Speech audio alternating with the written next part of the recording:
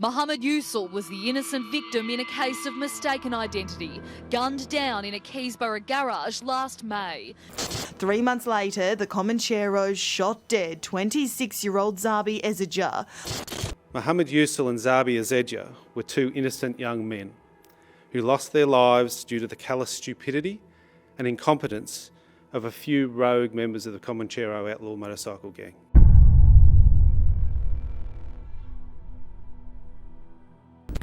So episode 8, we've looked at all the problems of bikie gangs in Australia, but what are the solutions? You know, it's not just enough for me to go and me and Andrea T. Evanson that produced the podcast to say, look, this is bad, that's it. But one of the things that police in Victoria have been able to do is put in firearm prohibition orders. Big long name, it means they're taking guns off bikies.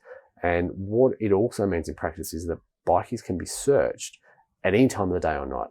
And with very little reason or evidence, they might just say, we think that, you know, this person has a gun, we have reason to believe that, so we can go in at 2 a.m. for argument's sake.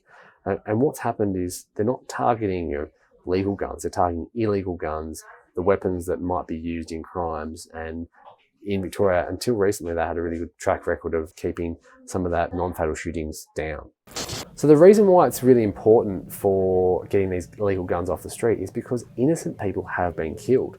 Now, there were 2 cases in Victoria in the outer suburbs of Melbourne, the outer eastern suburbs, where blokes were just shot by accident. Well, they were in the wrong place at the wrong time. 22-year-old Mohammed Yusul had been playing video games in the garage of a friend's place and was only leaving when he was gunned down.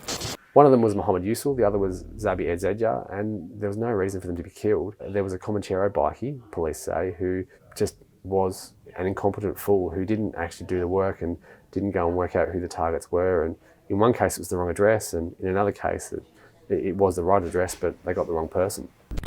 Mohammed Yusul and Zabi Ezedja were two innocent young men who lost their lives due to the callous stupidity and incompetence of a few rogue members of the Comanchero outlaw motorcycle gang. The brutal reality is that it could have been any one of us. So the Bikies Inc podcast is really worth a listen, and you know, I would say that because I've spent about 8 months working on it. But what I think makes it worthwhile is that we've spoken to the heads of the police forces across the country who are looking at these task forces and looking at, you know, how they can crack down on bikies, and they really expose some of the myths of bikie gangs. But one of the really important episodes, I think, and the important issues is domestic violence. You know, and Lily Greer's story is heartbreaking, and we'd hope that can be, you know, that can be stopped from happening again. Now, I'm not naive. I know that these, you know, women are at serious risk of their being killed by their partners, no matter which relationships they're in. But it's something that I think we really need to focus on more. And police in Queensland have actually used domestic violence as a way of picking up bikies for other things they may have not been able to catch them on, and said, right, well, we've got evidence of you being a domestic violence abuser. We're going to actually charge you with that. And Peter Brigham in Victoria had said that, well, in some cases, and not all, it's not a, you know, we don't live in a perfect world, but in some cases women have been able to get out and get away from bikies when they've been charged and done some time. So I think if you're interested in the mechanics of how bikies work in Australia, jump onto bikiesinc.com.au. That's bikiesinc.com.au, and subscribe and have a listen to what the experts have to say.